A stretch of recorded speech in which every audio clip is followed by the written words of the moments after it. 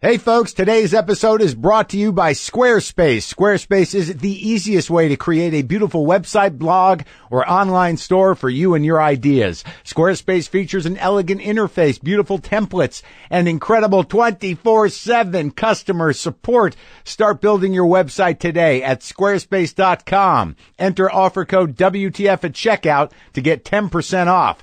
Okay, so go ahead and do that. We're also sponsored by CISO, the comedy streaming service tailor-made for comedy lovers. CISO's got all 40 seasons of Saturday Night Live, the entire Monty Python library, all of the Kids in the Hall, Parks and Rec, both versions of The Office, that's Steve Carell and Ricky Gervais, exclusive stand-up and brand new series from Upright Citizens Brigade and comedians like Cameron Esposito, Dan Harmon, Scott Aukerman, and my buddy Jonah Ray.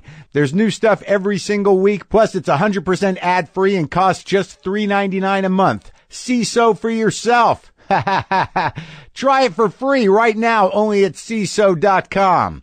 All right. Let's do the show. Lock the gate!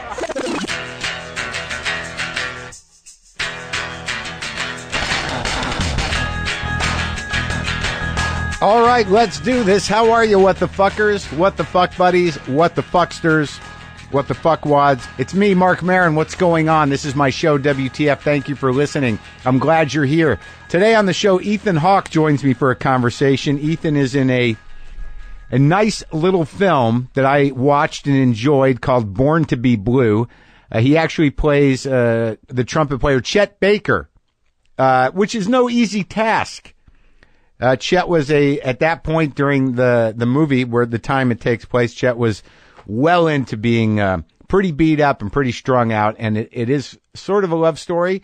I would say it is a love story, but it's a little dark, and it's done in a very sort of creative way, moving in and out of a film that Chet Baker was supposed to be in, playing himself. He may have shot some of it and real time frame, and he did a good job. And Ethan's a good actor. He's a great actor, and he's been around since, like, I feel like he's he's a little younger than me, but I feel like he's one of those guys where you sort of see grow up, and he's done some great work, and it was nice to have him in the garage and talk to him. So look forward to that. I mean, literally, it's minutes away. Could be quicker for those of you who got no patience, had enough of my shit. Let's get right to that Hawke chit-chat. Let's go over these dates again. I'm going to be at the Mission Creek Festival at the Englert Theater in Iowa City on April 8th. I'm going to be in Lincoln, Nebraska, April 9th at the Rococo Theater. That might be sold out. I'm not sure.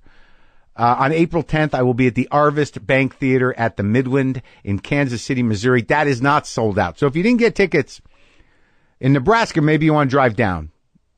6 hours, whatever it is. I know I'm going to be driving. If I can do it, you can do it. Was it 4 hours?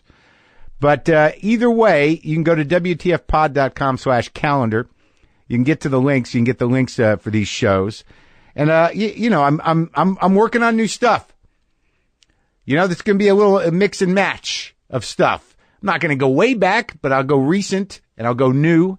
And I'll be happy to be in the Midwest. I have not played any of these areas before. I appreciate all the feedback for the reposting of the Gary Shandling conversation I had in 2011. It is a sad time here in show business, and I'm glad that I had that to give back to you people. If you had not heard it or you wanted to hear it again, he was a lovely man. And I was actually at the Comedy Store last night. Before I get to that, the Al Lubell episode. Many of you. I posted the Gary Shandling thing because of the loss of Gary. The day after we dropped Al Lubell's episode of WTF. You should listen to that one because Al is a veteran comic. He's an interesting guy. He's introspective in a way that is not always great. And it's sort of a touching story. And I recommend that one if you missed it. Now, getting back to the loss of Gary Shandling, last night I was at the Comedy Store and Bob Saget showed up to do a few minutes, and I talked to Bob in the parking lot, and he and Gary had gone back to 1978, and they met at the Comedy Store, and Bob felt compelled to say something. He needed, for his heart and for his friend, he needed to go up on stage to try to say something in that room where they met. at the Comedy Store in 1978. And he just wanted to do a guest set. He seemed a bit beside himself with grief on some level and just with loss and just a little jarred. And it's always good to see Saget. He's a great guy. But he got up there and he did classic Saget jokes. And it was funny in a way, and there's no reason for it not to be funny, to see him try to transition on a Saturday night, on a 10:30 show, no less, in the original room, which, that's a real show where you got to do real shit. And he was doing well. He was killing with his dirty jokes and his bits.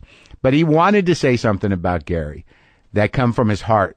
And it was just interesting to see him for about 45 seconds struggling to make that transition and then making it, paying his respects to Gary Shandling in the room where they met, and then telling a couple of his favorite Gary Shandling jokes and then go back to his dirty jokes.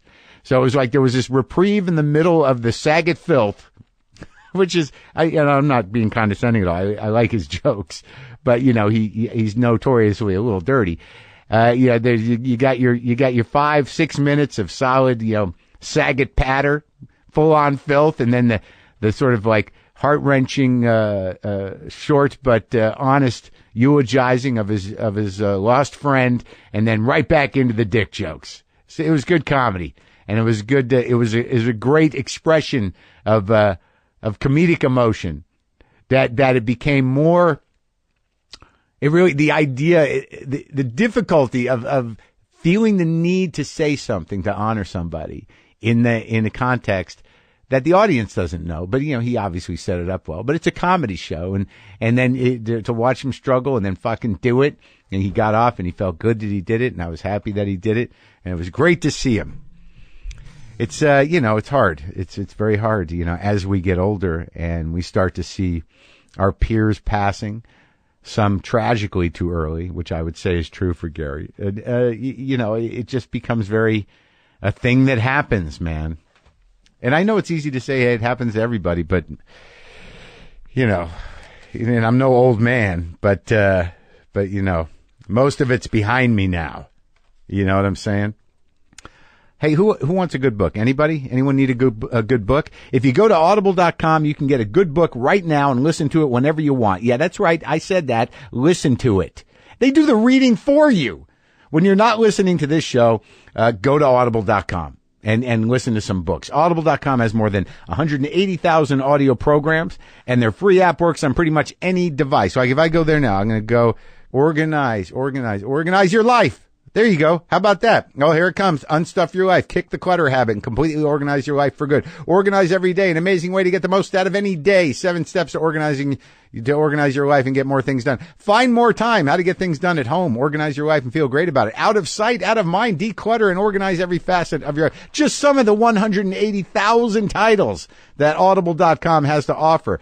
Audible.com also has the Great Listen Guarantee. If you decide you don't like the book you choose, no worries. You can exchange any book you aren't happy with for another title anytime, no questions asked. WTF listeners can go to audible.com and get a free 30-day trial membership. Go to audible.com/WTF to start your free trial today and show your support for this show at audible.com/WTF. So yeah, thank God for comedy. Thank God for the Comedy Store.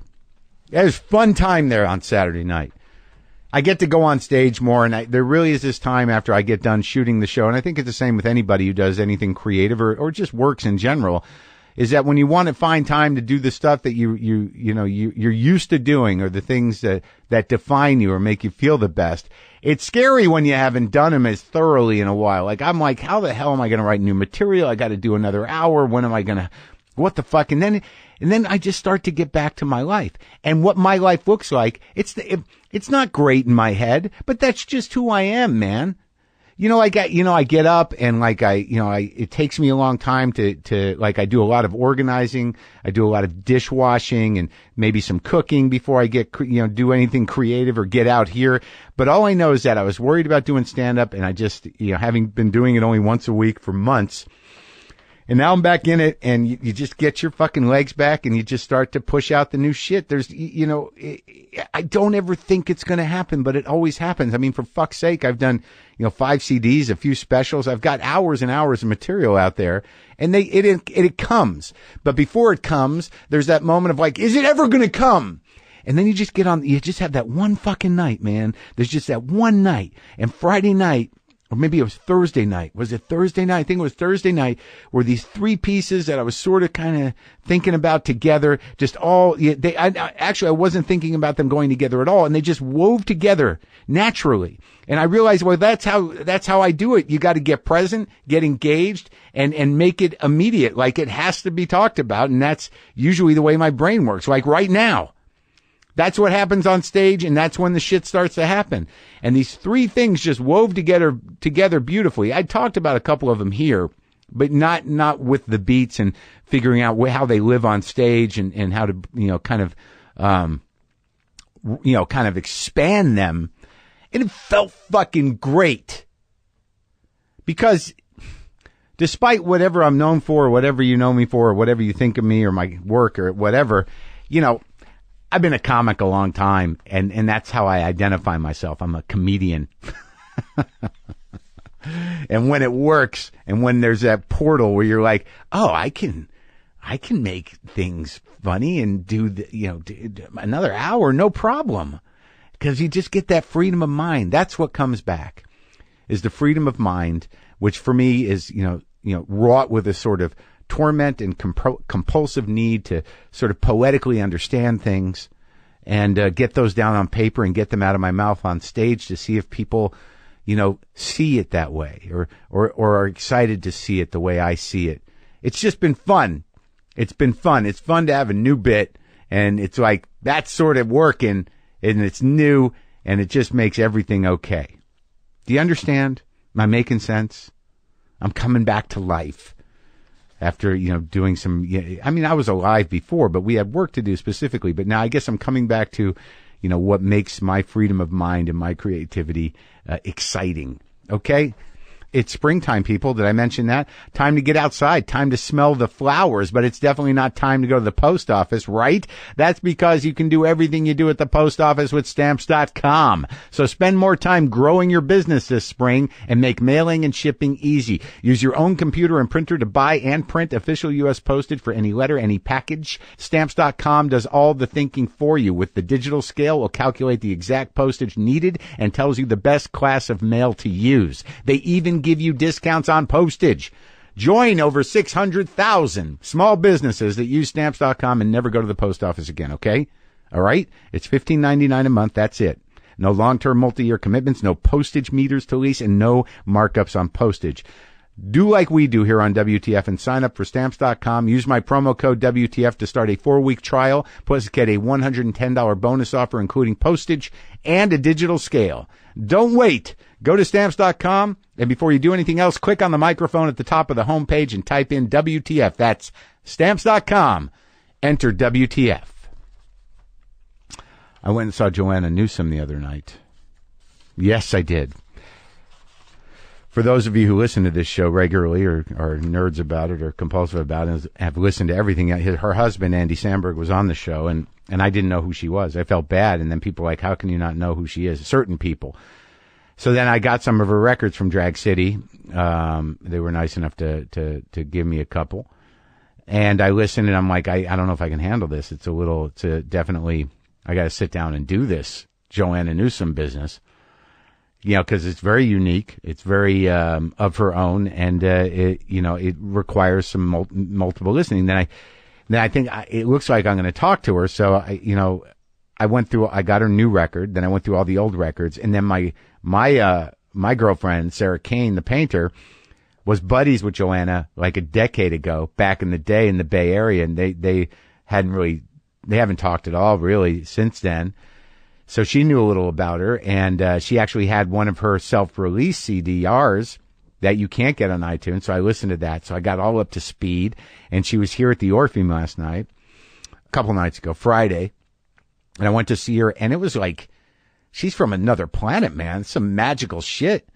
That woman is definitely touched. She had a couple cello players and a piano player and a keyboard player, and her brother was on drums, and she had a guy that played guitar, banjo, bass, and an oud or something, some unique sounding, almost Renaissance-y instrument, and all of them kind of moved around and played different instruments. She had her giant harp. It was like, and I was like, what kind of audience is here? It felt like a Nerd Hobbit movie. You know, when people are a little too sensitive to really live out in the world, but they can't really show that. They all came and almost like worshiped Joanna Newsom. It was pretty stunning. So that was just an experience I had. Harp, though, doesn't look like a practical instrument to me. Doesn't look like something you could be just like, hey, can I come over and jam? I got to throw my harp in the car. The thing was as big as a car, but she was just magical. And afterwards, her and Sarah were able to reunite for a few minutes, and that was touching. Almost made me cry. You know, when you haven't seen somebody in 10 years, it was emotional for me. Anyways, I'm rambling about Joanna Newsom. Eventually, she will be on the show. We will do that. Okay? All right. Ethan Hawke, and again, his film Born to be Blue, where he plays Chet Baker, is now playing in select theaters. This is me and Ethan.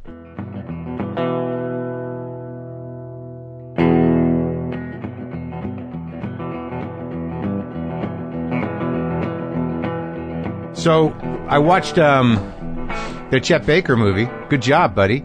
Thank you. Yeah, that couldn't have been easy. No, it was not easy. It was not easy. It's funny. I don't remember the day that I agreed to do it. You know, like, I can't, like, how the hell did I ever agree to sing My Funny Valentine on camera? Like, I don't know what possessed me. And to do it like him.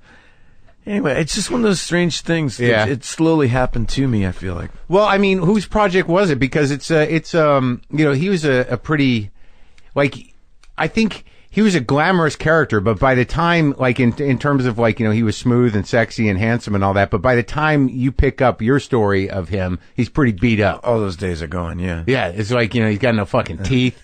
I mean, did you watch that documentary? Of course, yeah. Yeah? Well, that documentary, Bruce Weber made Let's Get Lost the year I graduated high school, and in a lot of ways that movie was my first introduction not only to Chet Baker, but I really didn't know anything about jazz at all. Right. And Chet, in a lot of ways, is a good entry point. He's very accessible. Right. And like Nina Simone or something, it's easy to enjoy. You don't have to have a sophisticated ear like you do with Coltrane or Charlie Parker or Miles Davis. And so, you know, my relationship is actually kind of strange because Richard Linklater and I'll tell you the truth. The truth is I was here in L.A. One time, and Brad Pitt apparently dropped out of some Chet Baker project. This is about 15, 16 years ago. And this producer calls me up and says, hey, would you be in a Chet Baker biopic? And I was like, let me think about that. And I called up Linklater, and Linklater and I went down the rabbit hole about, I mean, his brain was so interesting thinking about Chet and jazz. And yeah, because Rick had this great immediate hit on Chet Baker, what was interesting about him. And what was interesting about him is this detachment. And that's like, what is cool? Chet Baker is cool. What is cool? Cool is detachment. And detachment has a positive manifestation and a negative manifestation. Yeah. And like, Rick was like, yeah, let's make a movie about detachment. Let's make a movie about cool. It'll be like Pull My Daisy, and we'll set it in the 50s. And it was awesome. We got all jacked up about this movie, and we got a script together, and we were trying to raise money. And it just slowly fell apart and never happened, and we never got to make the movie. And it left me with this strange disappointment because I had really worked hard on it, and I worked hard on the research and thinking about Chet. Research makes it sound like I went to the library and but just getting into it in my imagination. You know, it's the kind of thing I thought about for a couple of years all the time. You're driving on it, you're just thinking about it. I'm listening to music. Everything is an excuse to think about how I might want to inhabit that world, and then it just went away. It was really funny. The script we'd come up with was an idea that a day in the life of Chet Baker, the day before he tries heroin. Oh, really? That was the idea. And finally, one day I was at Rick's house, and I started asking him questions. Well, maybe we should go to New Line, or maybe they'll give us some money. And Rick's like, "How old are you, pal?" I was like, "Oh no, you think I'm too old for this part?" He's like, Too old? For the script we'd written. Oh. It'd taken us too long, and I got too old. Right. Well, okay, so that's the point. Then 10, 15 years go by, and I get another script, and I open it up, and it's called Born to Be Blue, and then here's Chet Baker again. Right. Only he's in his 40s. Yeah. Toothless and screwed up and lost.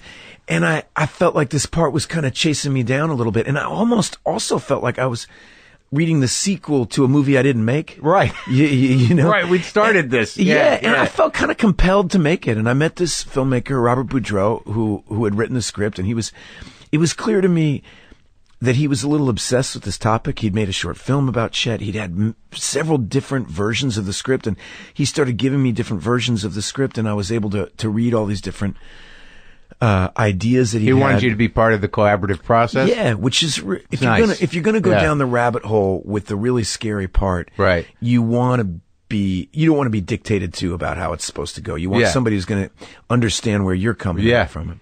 And I had, Philip Seymour Hoffman had just died, and were you guys close? He was a real hero of mine. Right. I mean, there aren't that. We worked together on Before the Devil Knows You're Dead. Yeah, and we met when I first moved to New York. Phil was the guy when you'd go audition for a movie, he was always the reader. He was so. What do you mean he was the reader? Oh, like my screen test for Scent of a Woman. Right. Oh, right? Really? So Pacino's not there for your audition. They hire some actor to read the lines, and here it's Phil Seymour Hoffman, right? That was his job? That was his job, yeah. And he'd work for the casting agent? Yeah. And he was so serious, this guy, Yeah. And he wanted, I had a little theater company, and he wanted me to do one of his plays, and I said no, and because I had my hands full of my own things. I'll start my own theater company. Right. What was that called? I think I remember that. Well, his theater company was called Malapart. Right. And that's, and then Phil started his own. But anyway, we were friends for a long time. Then we did Before the Devil Knows You're Dead together. And he was, if you care about the New York theater scene. And you care about movies. There's actually only a handful of people. I mean, he was a real pillar of that community. Yeah. And he had just passed. And so. Sad. The notion of what drives really talented and successful people to do such self-destructive pain management, was really interesting to me. What would you come up with? I mean, not. I saw the performance, but intellectually, what do you think was the weight of it? Because I think some people who are either blessed or cursed with talent are more sensitive than others and can't handle life as well as others. But where'd you come on? Where do you fall into that spectrum? You don't seem like a guy that would lose himself like that necessarily.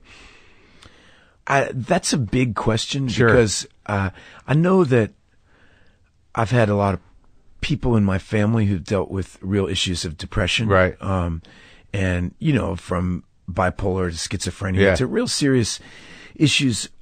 And I have often felt, I remember thinking that sometimes the most beautiful and sensitive people that I've ever met, my stepfather was really touched with grace in a lot of ways. He's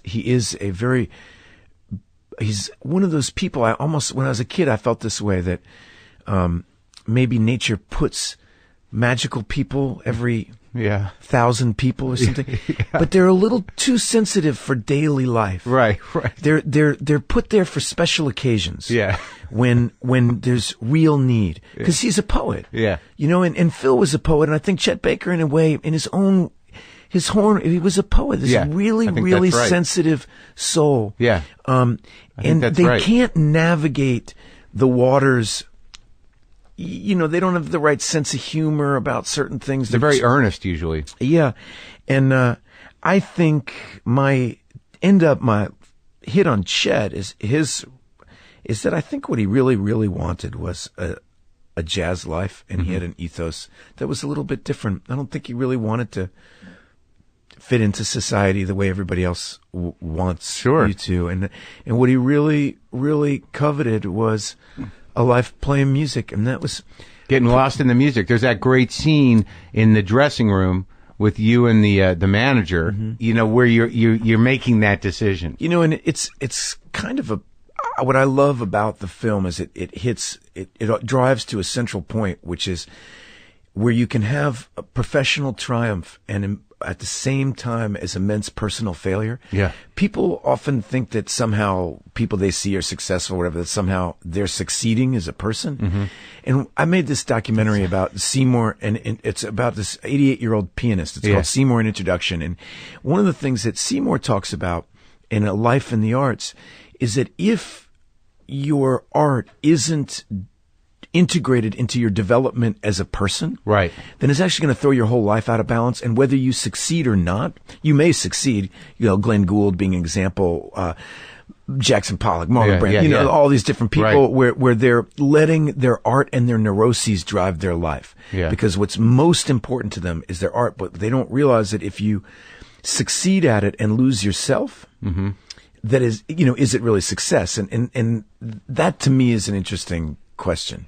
Yeah, well, in that equation, is losing yourself actually becoming a transcendent artist, and is it worth that risk? Is that what you're saying, or is it losing? Well, I don't know the answer to it, but I know. Right, I know what you're saying. Is it worth the risk? Like if you look at someone like Chet Baker, because that's a question you have at the end of that movie. It's like, all right, well, he did some of his best work after that, and he committed to a life of jazz and drugs.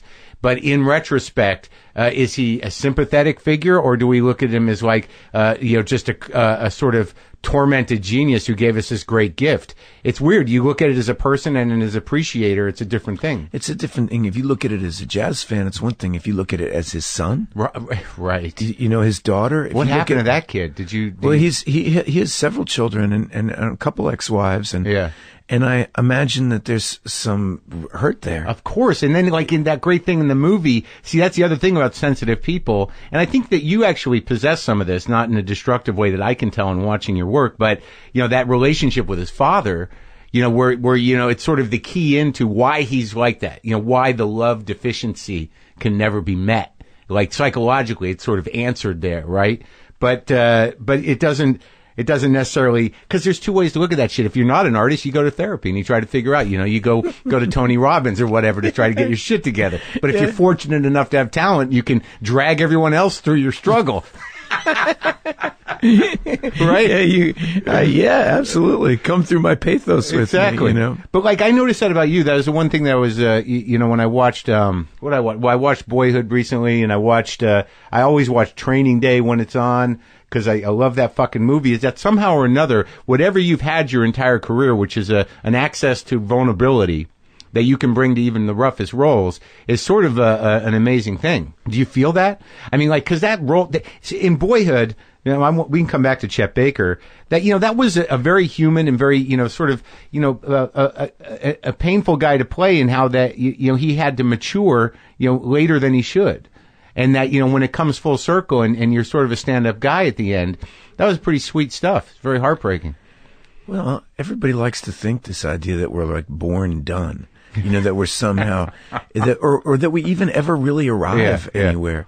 What was interesting to me about Boyhood is I felt like I was being offered a job that no actor had been offered before, is to get to create a character, right? There was really no script. Rick was asking me to create a portrait of fatherhood and use time as clay, right? You're going to get to use, you won't have to act all this stuff. Yeah. And I had this vision when he was talking to me about it in my brain. Initially, I'm talking about 15 years ago when we're sitting in a cafe. My son was just born. He's telling me about this idea that he wants to make this movie and take 12 years to do it. And I was like, well, I really pictured my father in my first memories, like around the time the movie starts, 6 years old, first grade. What does your father look like in those memories to you? And for me, I have a very specific image of him that is very different than the image I have of the man who was at my high school graduation. And when I try to look at those two, I realized that he was growing up as much as I was. Right. And that became kind of Rick and I's journey with my character as part of that movie, and what we were doing with this, and this point that we're not finished. Well, your parents were young, weren't they? My mom was 17. My father was 19. That's crazy. I know. Can you imagine having kids at that age? I got a 17-year-old daughter right now, and she, I hope she wouldn't mind me saying this, but she really wanted a puppy this year, and I knew it was a bad idea, but my mother said this funny thing. She said, "Oh, Ethan, let her get that puppy. it's the big, if I just had a puppy, I don't think I would have had you. Yeah. I needed something to take care of. And so I was like, the idea. Sold! Yeah. I got that puppy, man. So, but where did you grow up? Well, let's see. I was born in Austin, Texas. Really? Yeah. So you're Texan? Well, yes. My father still lives there, and but I really grew up in high school traveling around with my mom. And my mom, we moved to Atlanta, we moved to Brooklyn, we moved to Connecticut. Was she looking for work? Yeah, well, she was obviously clearly a young woman, right? I mean, when 18, I was 19, when did they get divorced? How old were you? I was around 3. So so she was like 21. Yeah, 21. Exactly. What? So she's just a kid. Yeah, exactly. She's still in college. Oh my God. And but yeah, I grew up with her. She was, as she kind of was finding herself, trying on different jobs. And she was a waitress at Stratton Mountain Valley Lodge for a year. And for a year, I was like the greatest third grade skier you ever met. And then we left there and we went to Atlanta. And in Atlanta, I was, And it was just you and her? Yep. Wow. So you were a buddy. Yeah, exactly. Yeah. It's weird, those relationships where you sort of got to stand in. You know what I mean? Like because my mom was 22 when she had me, and my dad was never around. So you get this weird, I imagine, extra emotional pressure to deal with the mom. You really do. I mean, many a novel has been written about I guess it. So. You know? But so how'd you end up in New York? Well, let's see. How I ended up in New York was that when I was graduating high school, I really was pretty sure I wanted to be an actor, or sometimes I wanted to be Jack London. I really wanted to be out in the writing about the wild. Yeah, I don't want to be a merchant marine and have adventures and write about them. And so I went to Carnegie Mellon for a hot minute to study acting, and that didn't go very well. I was pretty unhappy there. And I heard about Why? What happened? Just you didn't like the system? You know what happened is, for me, is college is too much like high school. Yeah. I had this feeling when I finished high school that I was ready to be an adult, and I wanted to have like adult experiences, and I was just a freshman again. Yeah. And I felt like I was just, I signed up on a dotted line. I was supposed to be here, then, and there. And I just, and there was just the culture of everybody just drinking and, not that I don't like drinking, but it just was just this haze of stupidity. Yeah.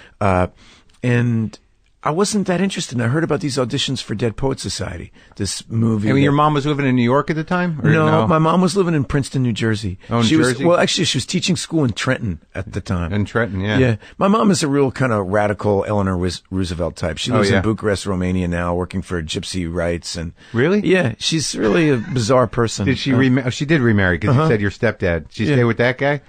No. Oh. Yeah. She's split from him and has I have a new stepdad. Oh, now. Good. Okay. She has her eccentricities. Yeah. The rotating stepdad. Yeah. But that first stepdad, he was the poety kind of sensitive guy. Yeah. Yeah. Do you still have a relationship with that guy? I sure do. Yeah. Because I don't. My parents stayed together till I was like 35, and then they bailed. But so I don't have these relationships with stepdads. It's interesting to me. Because you have a relationship with your real dad. Yeah. Well, you only have one father, right? Right. Yeah, there's only one that brings you into the universe, so to speak. Right. But you have a lot of guardian angels. Absolutely. You have a lot of mentors, and for me, often, like, people will either say it as a positive or they'll say it as a negative, that I have tried a lot of different things in my life. I've written books and I've, acted in plays and directed movies and done a documentary and tried journalism, and I've tried all. And part of that comes from my stepfather, who he just didn't see any difference in the arts. He really saw the whole thing like a big fist. And, like acting is one finger and music is another finger and painting is one and sculpture is another. And they're all about this need to communicate with each other. With a fist. I like the fist metaphor. Yeah, it is. There's a certain fuck you to it. Yeah, it's like the Hunter S. Thompson 6-finger fist, right to your solar plexus. Yeah. But my stepfather had that, exactly what you're talking about. And, which is what I mean is a certain fuck you factor to it, which is that, society, there's a lot wrong. Yeah, there's a lot of games people play, and there's a lot of lies, and there's an obsession with money, and there's, and he kind of very beautifully would see through that. But when I talk about sensitive, I'm not kidding. Like, it was the late 80s, right, when I'm graduating high school, and he's the type of person that, you know, that you'd see all the starving children in Ethiopia. Yeah. Right? On TV, yeah. And people feel bad or turn off the TV or they'd send in $30 or something. Well, he flew to Addis Ababa. Yeah. Right? That's what he did. He's like, I can't turn off this TV anymore. I can't be this person. Yeah. I'm just going to go there. And this is the guy that I was growing up with in the house. And he was a really eccentric person, which is, I mean, by that he taught me to play football and he taught me sports, but he also taught me a real love of the arts. That's an amazing thing. But that's the thing, is no difference. Music, acting, writing, poetry. I remember I was writing this girl, I had this crush on this girl senior year I was graduating, and I wrote her this little kind of love postcard thing that I'd left out on the thing. And he said to me once, this poem stinks. He said, you've only got a few moments in your life to be 18. Right. And you got to write a better poem than this.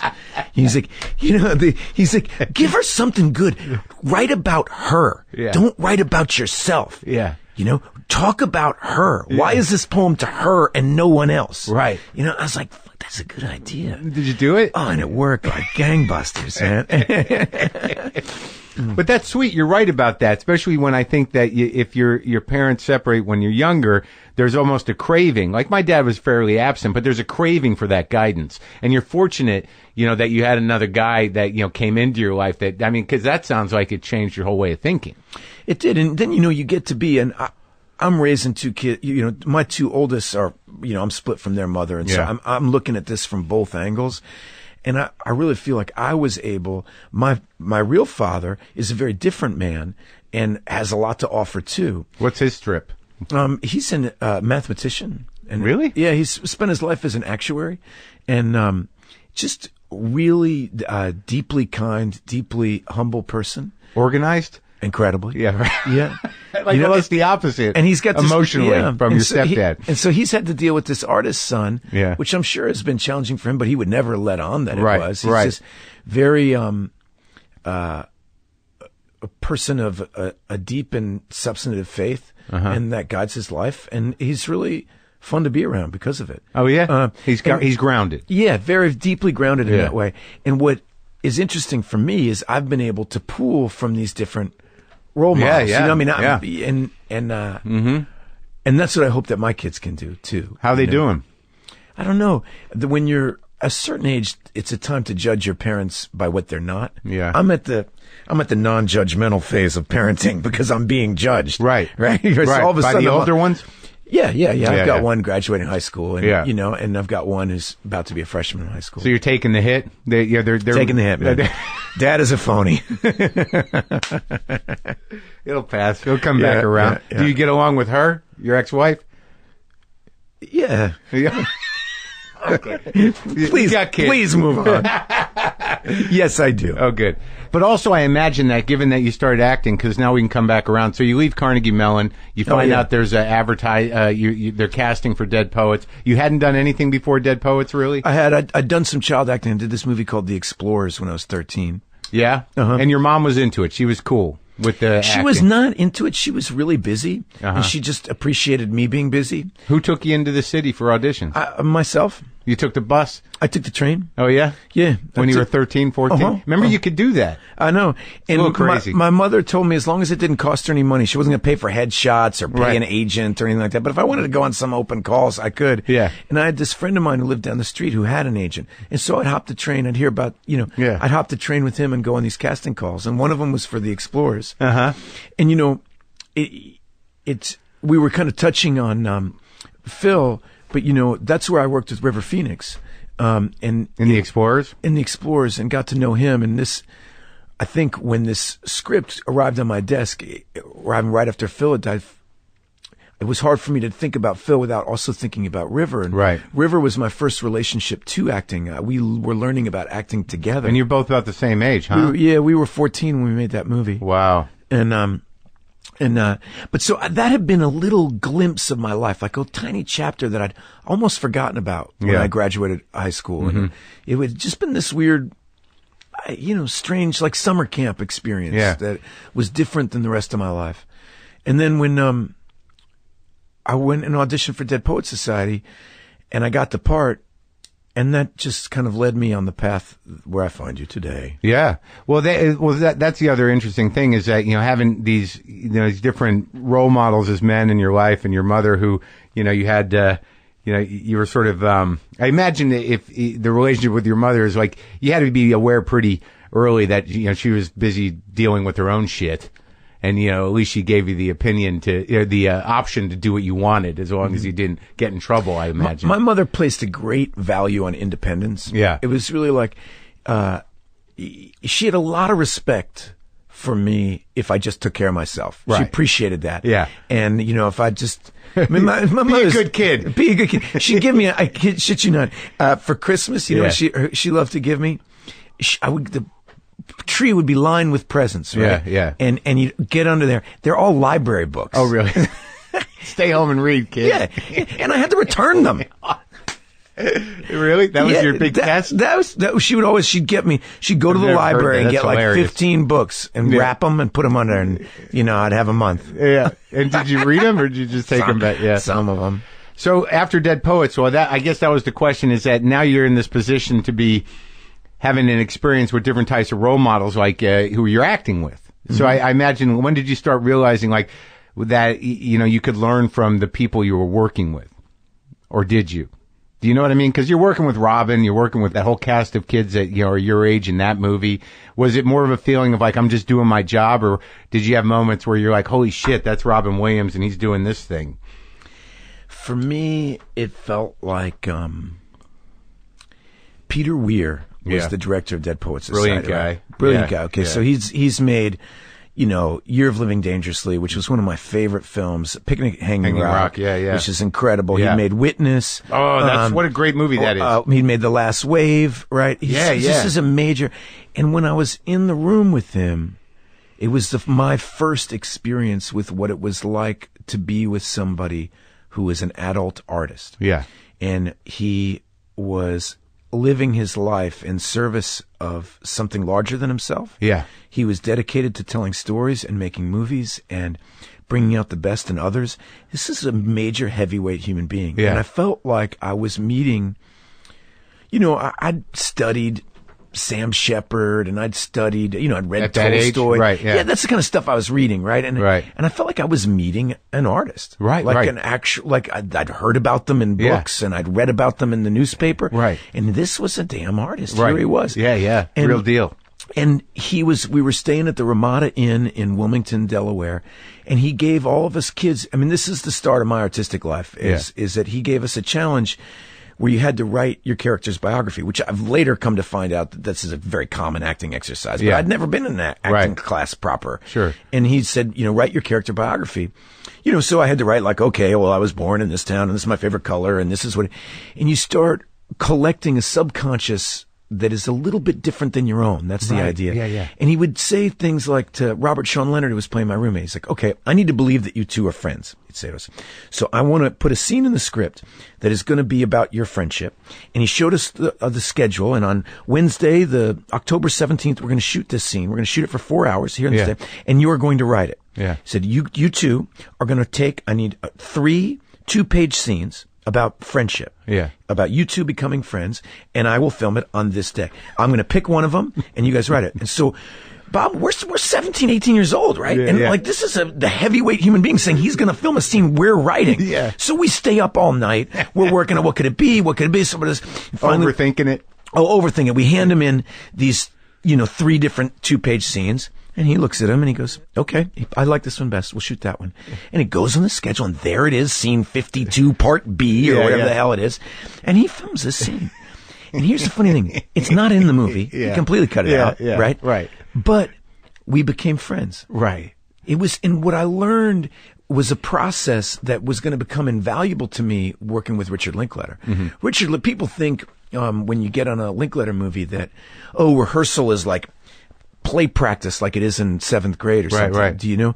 And play practice with Richard is something deeper and more mysterious than that, which is kind of joining imaginative forces. That the most important thing that really happens in rehearsal is not that I plan to say this line when I put the coffee down on there. It's that we're actually making the same movie, and that we have this, we start a collective consciousness. Yeah. So that the same symbols mean the same things to me, that we're on the same as they do to you. Yeah. When I make a joke, you laugh because we know what each other are talking about. Right. And then everything becomes easy. It's classic teamwork stuff. Yeah, I mean, you learn this in baseball and football, and, teams that achieve on a high level, you have to have a serious nonverbal communication. Right. And what Peter Weir was teaching me, first of all, he's teaching me how to write by giving me these biography lessons. And he was teaching me what a cinema experience can be. Because people love this idea that there's improvisation. Yeah. I've never improvised well when the cameras were rolling. Right. But I can improvise really well in rehearsal. Yeah. And then I can rewrite it and restructure it so that the movie has the feel of spontaneity. Sure. You know that when you know the bits that come out of improvisation, you're like, I'm going to hold on to that. Exactly. Right. And you know which ones to get rid of. Well, before I forget, quick question. There were some weird things in little moments in the new movie in Born to Be Blue that I thought were great details. Like, was you walking off with the plant? Was that in the script? No.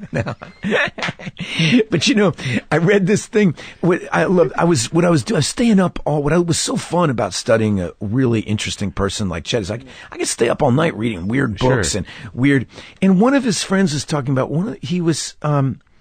Like a lot of junkies, he was just always on the prowl. Hustle. On the man. He's just hustling, and he tried to leave every exchange with a positive. Right. So I thought this guy in the scene, I'm asking a guy for a favor, and he turns me down, so I steal his plant. And then the line after that is genius, where cause some parts of the movie with the romance, it gets a little kind of like, romantic, but the stuff with the junkie stuff, and that's not a negative thing, but I felt that some of the details around what you did with the character was kind of interesting, cause then the manager guy goes, is she really pregnant? And you go, no. And he goes, well, that's a start. Yeah. It's honesty on some level. Yeah. I like those. And see, that's interesting. That moment you just picked, that was an improvisation that then we scripted and shot. Cause we were joking around doing the scene, and I would in the rehearsals, I was stealing the plant. Yeah. And then he ran and chased that. This guy, Callum, is a great actor. This Canadian guy, Callum Keith Rennie. He's great. And he started busting my balls. And we found a real moment. Right. And that's what you're always hunting for, is a real moment where it doesn't feel scripted. That's weird. I felt that. Yeah, and what you're talking about is, I know what you mean when the movie gets into the more straight up romance. Yeah. In a lot of ways, they could be anybody. Sure. Because men and women falling in love are men and women falling in love. Yeah. And one guy asking a girl to marry him is, there's certain. Right. It's what I love about Linklater's Boyhood is he doesn't do any of those moments. Right. No. He just avoids any. First kiss gone. Losing virginity gone. It's all the same, folks. We all know what that is. Yeah. Well, but those still, the commitment to the character, once, when Chet loses his shit and you realize how fucking painfully insecure he is, and that, the whole struggle to figure out how to learn the horn again, after he got his teeth knocked out, that just the depth of his insecurity and his own self-annihilation and how they were, sort of hand in hand was good. And see, I've spent my life around people like that, I mean, actors, musicians, people who are so passionate and then quickly turn. They turn on you. And I've seen that over and over again. Well, because we all are looking for love, and whether or not you can accept it or not, that's your a whole journey. Other, that's your you know problem. what I mean. Yeah. But most performers, they want it. Yeah, whether they can handle it when they get it. That's right. But they do want it. That's my life. But let's the relationship with Linklater. Why do you think? Because not unlike Scorsese and De Niro and stuff, you seem to be his guy, in a lot of movies. He likes working with you. And we made 8 films together. I mean, that's a lot of movies. Yeah. So how did that begin, and why do you think you have this symbiosis with him? It's a little bit like any friendship or something. If you ask too many questions about it, sure, it kind of dissolves in your hands. Do you think there's a Texan connection? Do you think that there? Yes, I do. I think that, but for whatever reason, there was a like-minded sensibility. I mean, we're very different people. I think that, I really don't know. I ask myself the same question. I know that I feel fortunate because, it's a cool thing when you're young. Mm-hmm. I mean, there's nothing I could wish for my kids more than to meet people of their generation that turn their brain on fire. And I remember Rick, I had this theater company. It was with this playwright, Jonathan Mark Sherman. We were doing one of his plays.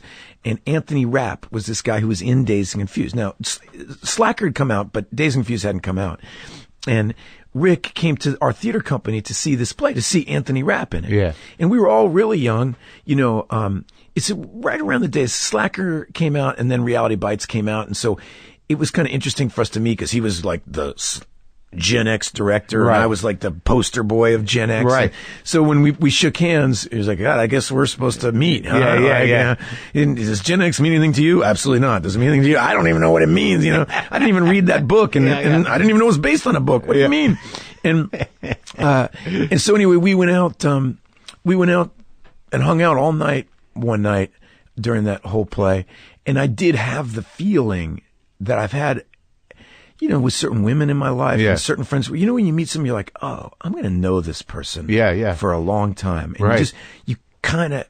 You just click. There's an understanding. You just click and you Unspoken, just feel it. And I remember the rap party for Before Sunrise, the first film we did together. We're in Vienna and World Cup had been on. It was summer. It was gorgeous. And I remember knowing when I left that rap party that I wasn't done working with that person. Sure. That we were just starting. Yeah. I don't know why that is. And I don't know, there might be a time when, he and I don't work together for a while. Yeah. And I don't know what that'll be like, but I know that the friendship has been mutually beneficial. Well, I think, but I think he gets you clearly. And it struck me, after I talked to him for like an hour and a half or so, he's a pretty, straight shooter guy and a very earnest guy. And, and he has a certain courage around how he wants to do things. And he doesn't seem, he's a very no bullshit person. And it just seems like he's sort of tapped into your, outside of your friendship, to your capacity to be open and vulnerable as a man, on screen, because a lot of those roles require that. Mm. And I think he's sort of like that. And it's not really, the standard way of approaching, masculinity on screen. Like there's an honesty to it that you don't see a lot. And I think you can play it. And I think he likes to, really, be honest about that stuff. Does that make sense? It does. And it's that honesty that feels like oxygen, doesn't it? Right. It's like when he doesn't try to be cool. Right. He doesn't try to be tough. Right. He just tries to tell the truth. Yeah. Whether it's about a woman or about being a parent or whatever. He's just trying to hunt for it. And one of the things I really like about him, and I think that other actors would love this too, because he's allergic to plot. Well, that's good though, And I hate plot. Yeah. I remember I got to do a play with Tom Stoppard, right? Yeah. And Stoppard once said this amazing thing that plot is this contract you have with the audience, that the audience thinks they want it. Like when you think about your favorite movies or plays or things like that, a lot of times you can't even remember what happened at the end. Sure. Like, did Lawrence of Arabia win a big battle or didn't he? I don't know. But I love that movie. What'd you love about it? His eyes. Remember when he's standing on top of the train and his thing? We remember moments, and that plot is this fake thing that we create that's like the illusion that dinner's coming. Yeah, or that there's closure. That there's going to be closure, because life never gives you any closure. And it does at the end. Well, unfortunately. I know. I hate that. But the point being is that what we like is the experiences. Yeah. And it doesn't really matter what happens, whether it's boy meets girl, boy loses girl, boy loses girl, boy meets, however it all, it's not what happens, it's how it happens. Yeah, it's the process. And Rick is just completely into how. Yeah. Well, yeah, and that's a tremendous risk. And that's what's amazing, that, outside of the device of boyhood, that, it got the attention it got because it was all about those feelings and about the process and about life and about, the moments that have no bearing on plot or anything else. It was like, it's almost like a meditation. I mean, like when you watch that movie, it's kind of mind-fucking. What was your experience watching the full film after 10 years of 12 years. It's bizarre to know that these characters are moving through this time in real time. It's mind-blowing. To watch yourself age? Well, there's this lie we all tell each other all day, which is that time isn't happening. Right. It's happening. We're all dying this second and the next second. And I'm already nostalgic for when we started this interview. Well, that's nice. And but here's the thing, when I was going down the rabbit hole thinking about Chet Baker, right? And listening to Miles Davis and listening to all this stuff. I thought a lot about what they were going for, with the whole idea of the discipline of jazz and the freedom of jazz, right? Of what they're going for. And that's what watching Boyhood was like to me, is that there's this immense discipline in the architecture of what Rick's doing. I'm going to take the grid, the actual grid of high school, first grade, second grade, and I'm going to make a movie about this grid. But inside this grid is going to be this life just popping and popping. Yeah. I read it was a great, I found one, at 3 a.m. online searching, I found some interview with Chet in Norway, like in 1983 when he had a cold, and, you can find this stuff. And it was a radio interview, and he was talking about how sad he is when he watches jazz musicians pretend to improvise. Right. That they do, oh, here's my solo where I'll improvise. But it's the same, it's like they've written it. Yeah. And he says what he really loves to do is go throw himself out, and then find his way back into the melody. And just, and that it's this continual process of hurling yourself against the universe and trying to find some order. Yeah. Right. And I really moved by that, because I feel like that's what we're all doing every day. Right. Like, okay, I'm going to go get coffee today and see what happens. Yeah.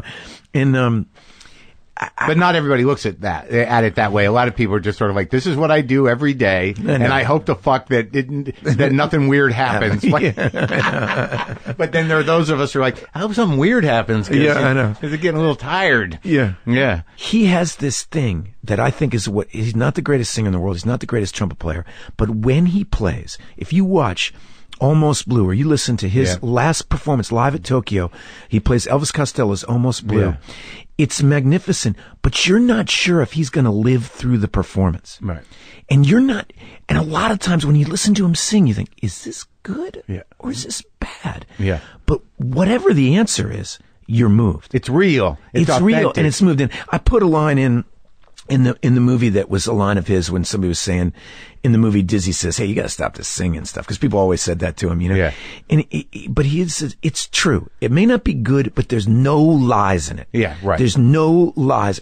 And Chet had a lot of problems and a lot of, but when he was performing, it was void of lies. Yeah. And that's, I think, just the fragility of it all. Yeah. It's almost like he doesn't pretend to even care. Yeah. It's just, here it is. Make of it what you will.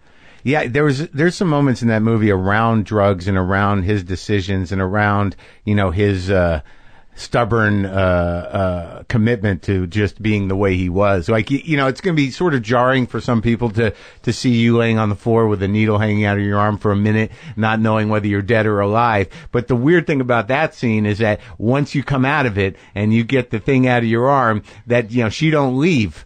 A lot of people don't understand that dynamic of sick relationships, that she was gonna stay there and pull you out of that thing. That's crazy. And then he used the device of meeting on the set of a movie about Chet Baker. Well, that's actually, it is a device, but that really happened. Right. Dino De Laurentiis approached Chet after he'd done this jail stint in Italy. Would he play himself in a movie?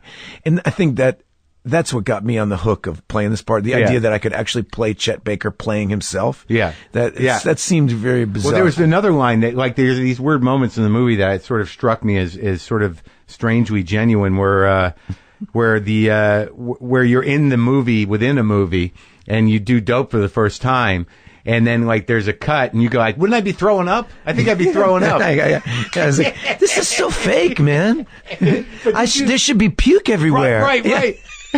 Was that in the script? No.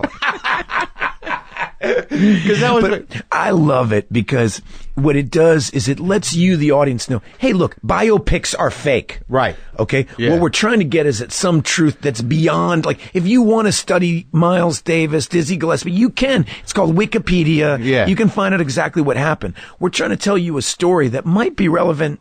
I mean, the dream is that it will be relevant larger than just the facts of an individual's life. Yeah. Chet Baker he didn't change music. He's not Miles Davis. He's an interesting human being. Right. Who happened to be extremely talented.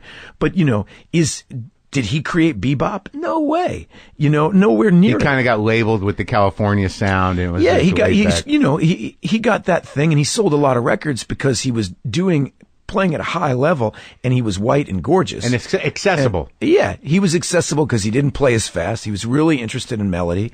If you listen to Art Pepper, he was a horrible rat. He'd throw anybody under the bus to stay out of jail. That's what Art said about Chet. Well, have you read Straight Time? Yeah.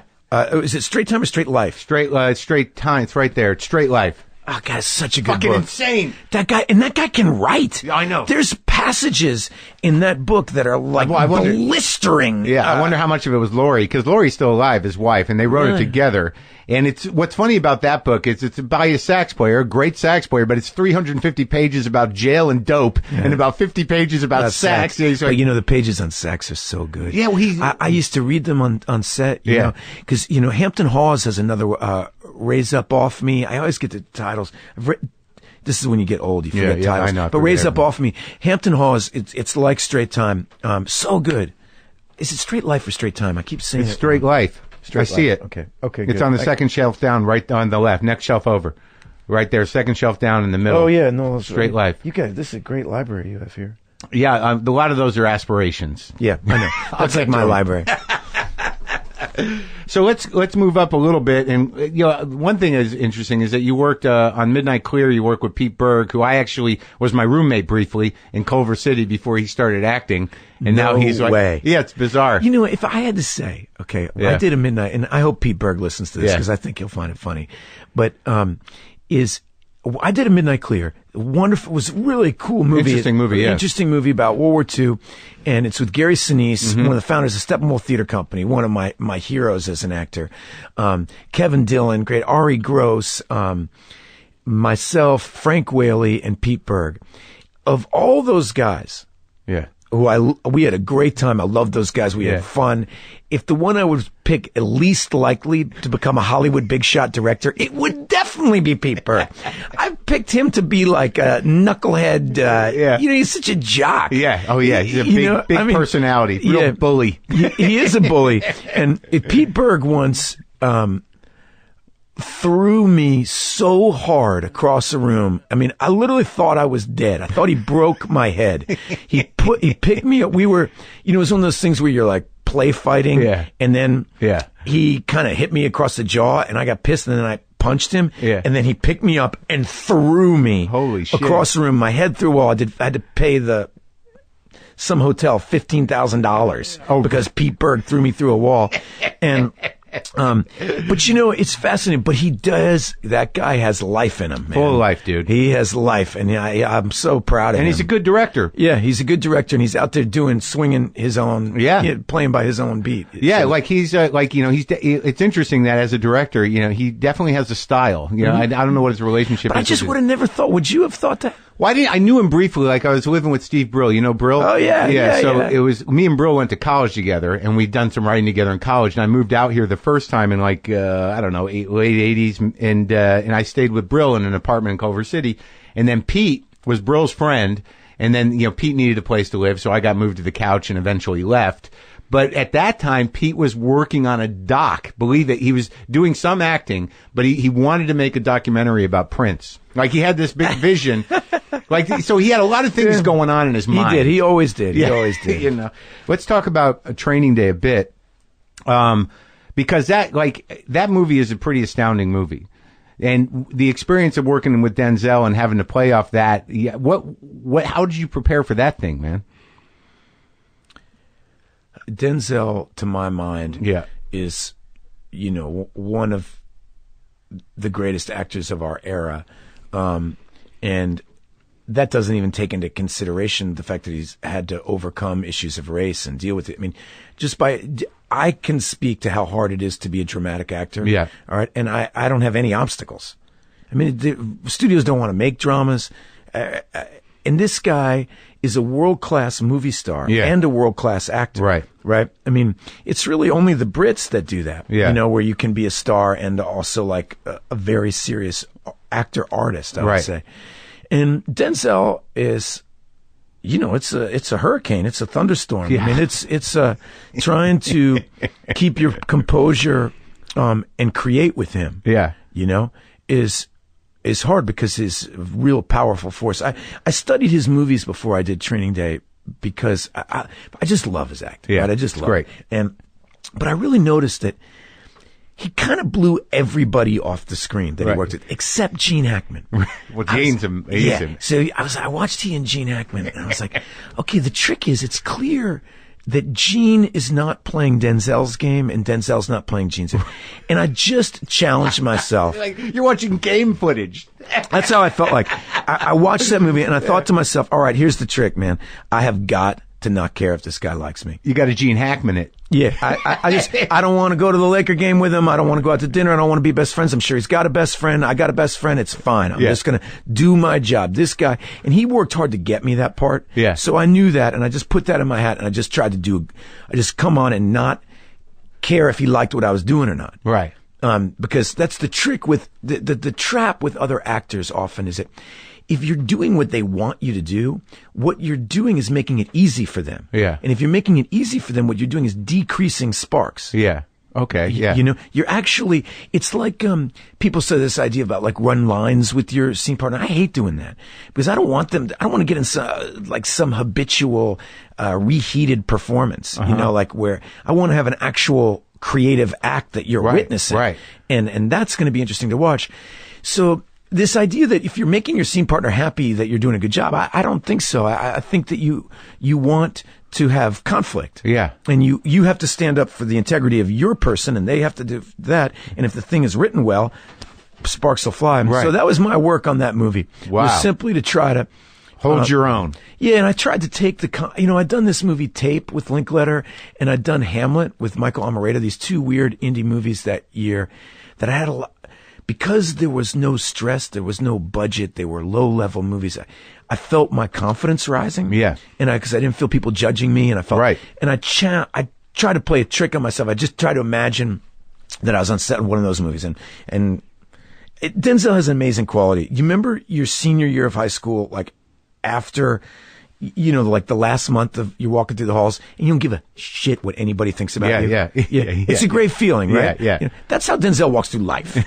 Right. And so I just tried to emulate it in my own way. Right. You know, and I feel like, okay, well, on the set of Tape, I didn't care what anybody thought about me. Yeah. You know, and on the set, I was in charge. So I'll be in charge here. Yeah. I'll let it go and see how it goes. Now, obviously, I'm not in charge, but at least I'll trick myself into having the confidence that I am. It was good, right? You had a good time? I'm really proud of the film. Yeah, it's great. You know, it's hard to do. It's hard to make a mainstream Hollywood movie that also is a good movie. Yeah. No, I can't not watch it. I'll tell you that. And I loved it.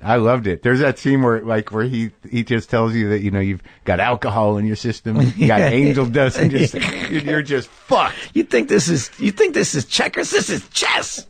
You know, I just worked with Denzel and Antoine again. We just did a remake of The Magnificent Seven. Oh, I saw that on the IMDb. That sounds fucking amazing. Yeah, it should be fun. It's all in the can. It's done. Well, they're cutting it now, yeah. And how was the experience? Well, it was a real swashbuckling Western. I mean, we were sweating. I mean, a lot of you. It was a lot of us. It was a lot of horses. D'Onofrio, too, right? D'Onofrio, He's a Chris great Pratt. actor, right? D'Onofrio's a great actor. Yeah. Jesus, man. So I had all these guys on set. You know, those are two of my favorite all-time actors, D'Onofrio and Denzel. Yeah. And Antoine trying to manage all of our personalities. Right. I mean, you can be sure there was, you know, and it's 104, you know, and we're all dressed in wool and with loaded shotguns. And where are you shooting? We're at Louisiana and Santa Fe. Oh, my God. Santa Fe's nice. Santa Fe's nice, yeah. I grew up in New Mexico. So, now working with Lumet on the last movie on before the what is the Before the Devil Knows You're Dead. What'd you take from that experience of dealing with that guy? Because he's an actor's director, isn't he? Sidney, it was like, it's words fail. Yeah. I was in his last film. He's 83 years old. That film is the work of a young man. That film is blisters with rage. It's angry. It's weird. He is such a great storyteller. He's always in service of the emotion, not himself. You know, a lot of directors, they just want you to notice them. He disappears.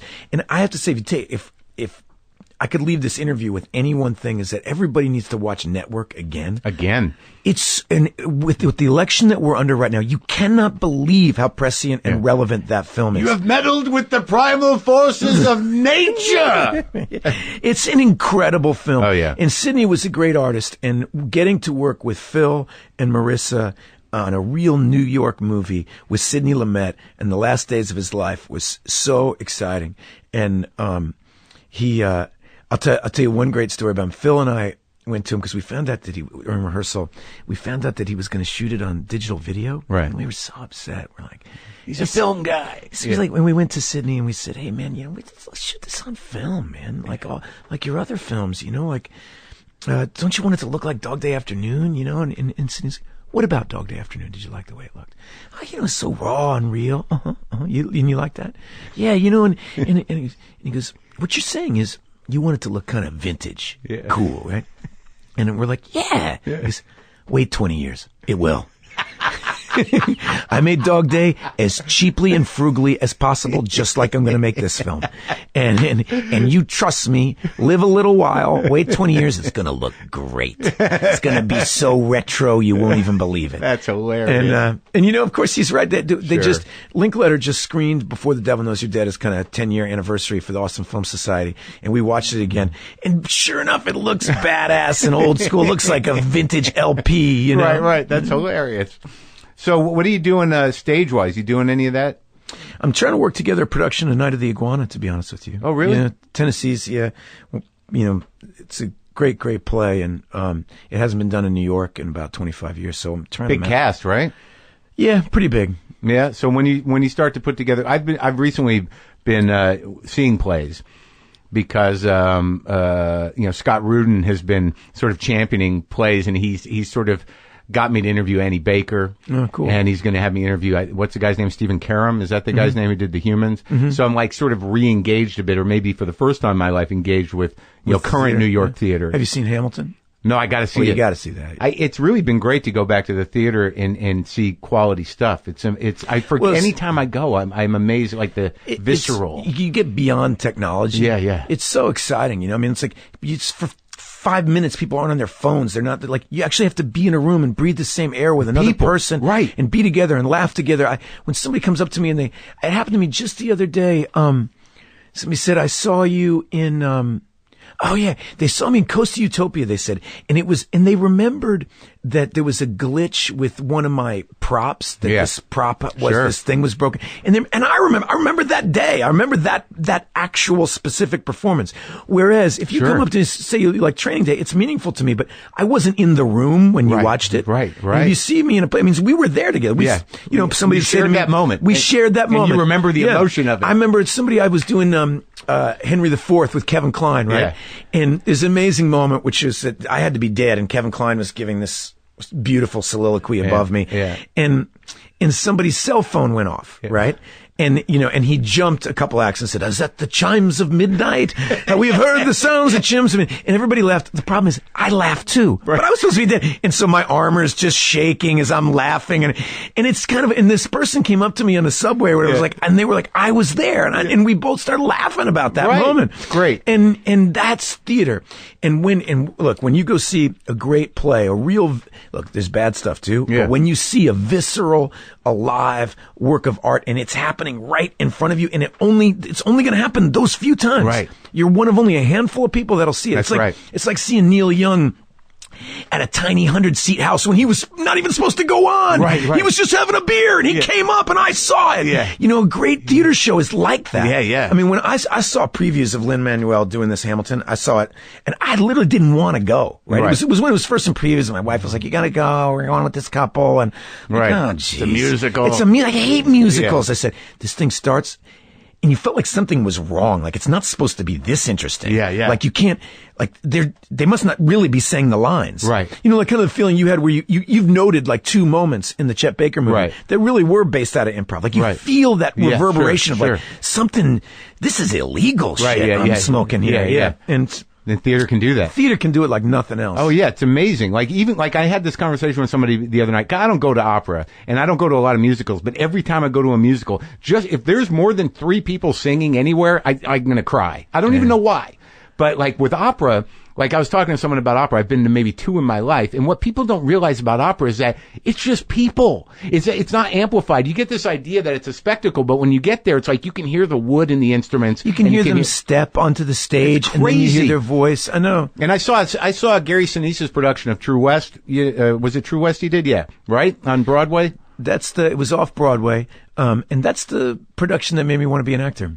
Really? Yeah, that production changed my life. Because like the night I saw it, you know that weird scene? It wasn't True West. That was the Cherry Lane where he was with was it Daniel Stern or maybe with John Malkovich? Oh, he played with Malkovich, right. No, the one he directed, Barry Child. Oh, yeah. Okay, so I saw Sinise he directed Barry Child, and there's that scene where the guy comes in at the end with the corn. Mm-hmm. And the night I was there, one ear of corn just started rolling down the stage towards the audience, and there was no stopping it. And I was like, this is amazing. He's being upstaged by the corn. I know. But the Pulitzer Prize just for naught. The corn is rolling. Exactly. I was in that production. You were? Yeah. Why don't I remember that? Because I probably wasn't in it when you saw it. I did the original production in Chicago. No, I saw it in New York. Yeah, on Broadway. They moved it to Broadway, and I couldn't come with it. But that was one of that production. I loved it. Oh, it's phenomenal. Gary's one of the great theater directors of our time. What's that guy that played that character? He's a Terry Chicago. Kinney. Wow, what an actor! Yeah, how's he doing? He's amazing. I haven't seen him lately. Oh, he's around all the time. He directs a lot of great theater. He's an incredible guy. Like I remember really realizing that he was an actor, and that movie was okay, but the Firm. Remember The Firm? Yeah, with he's Tom good Cruise? in it. Yeah. Yeah, where he's just sitting out there in the sprinklers. Yeah. His leg. Yeah. You're like, holy shit. You remember that image your whole life, don't you? Right, you do. I know. There's a lot of movies like that. All right, well, I got to let you go because all right, man. That was great.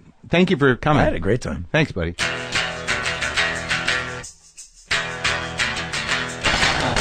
Well, that was good. I love that. He lit up about theater at the end. Lit up. Good guy. It was nice to talk to him. Decent fellow. Good stories. Hope you enjoyed that.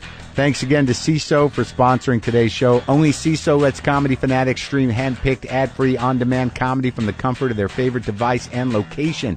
CISO's got all of NBC's late-night shows the next day. Plus, fresh new stand-up every day of the year. Original series from the funniest people on earth like Wyatt Cenac, the Upright Citizens Brigade. And coming soon, Dan Harmon's Harmon Quest, all for just $3.99 a month. All the best comedy in one place. Don't believe it? CISO for yourself. For free. No credit card needed to try it at CISO.com. Go to WTFpod.com. See who's been on the show. If you're curious, you can get hooked up with Howl.fm for the archive. You can email. You can get on the mailing list. Okay. Get some justcoffee.coop. You can do whatever you got to do. Should I play some guitar? I didn't prepare anything.